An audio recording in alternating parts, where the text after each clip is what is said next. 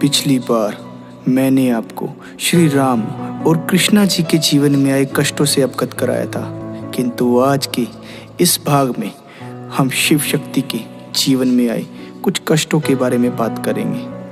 बहुत ही प्यारा गीत है, ध्यान लगा के सुनिए।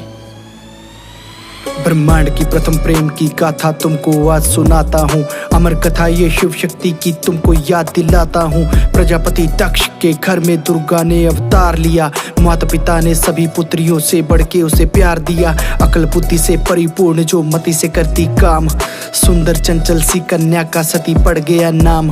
प्रजापति दक्ष करते केवल विष्णु की पूजा, विष्णु जी के अलावा कोई आराध्य न उनका दूजा। जैसे ही माता पड़ी हुई कर बैठी शिव से प्यार, पर प्रजापति ने शादी से कर दिया साफ इनकार। पुत्री को समझाने लगे तू महलों की है रानी, क्यों बनवासी के पीछे पड़ी मुझे होती है हैरानी। यह मखमल का बिस्तर है बेटी कांटों पर वहाँ सोएगी तू, बर्फ में थर थर कांपेगी हमें याद करके फिर रोएगी। जो खुद भूखा बैठा है क्या तुझको खाक खिलाएगा, अघोरी है शमशान वासी वो तुझको राख पिलाएगा। लाख ताने सुनकर भी माता किसी की एक न मानी, शिव को ही पति मान बैठी शादी करने की ठानी।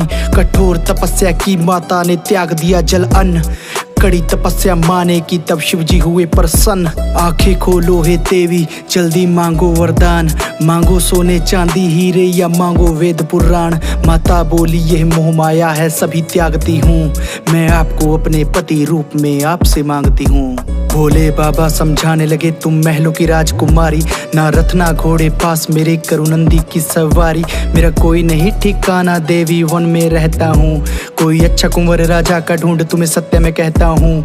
मेरे गले में नाग लपेटा और हाथ में है त्रिशूल, मेरे साथ में नंगे पांव चलोगी चुभेंगे कांटे शूल। ऊंचे पर्वत पे ध्यान करूँ कैलाश है मेरा डेरा, अरे डर जाओगी देवी देख मेरे इर्द गिर्द भूतों का घेरा। बोली माता मैं सब सह लूंगी करती आपसे प्यार, भोले बाबा प्रसन्न हुए किया माता को स्वीकार। भोले बाबा पर प्रजापति का हद से बढ़ गया क्रोध, यज्ञ रखा था प्रजापति ने लेने शिव से प्रतिशोध। सब देव ऋषि को न्योता भेजा प्रभु से हो अनजान, सती माता भी मोह माया में कर ना सकी ध्यान। प्रभु से पूछा माता ने एक विनती है मेरे ईश, मुंडमाला जो धारण है किसके है इसमें शीश। प्रभु आंखें भरकर बोले 107 मुंड की माला, बस एक शीश है बाकी फिर सब पूर्ण होने वाला।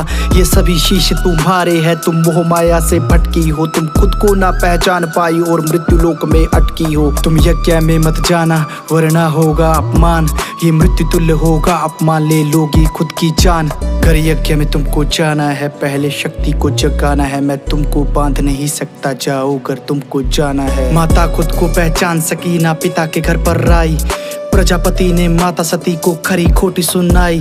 माता ना सह अपमान सकी अग्नि में दे दिए प्राण, दक्ष का शीश काटने आए वीर भद्र भगवान। माता के चलती देह को उठा शिव करने लगे विलाप, शिव दुखी होके घर बैठ गए तो बढ़ जाएगा पाप। शिव के दुख को यूं दूर किया विष्णु ने युक्ति लगाई, असुरों और अंधकार से ये सारी सृष्टि बचाई।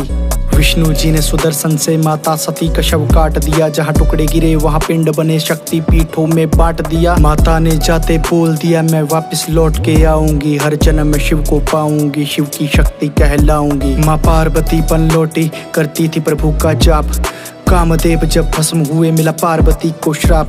रति कामदेव की पत्नी थी बोली तू निसंतान रहे, जब मेरी गोद रहेगी सोनी तू भी तो निसंतान रहे। ये युगों युगों की प्रेम कथा इसमें ना कोई संदेह, जब जब शिव का अपमान हुआ माँ त्याग देती थी देह।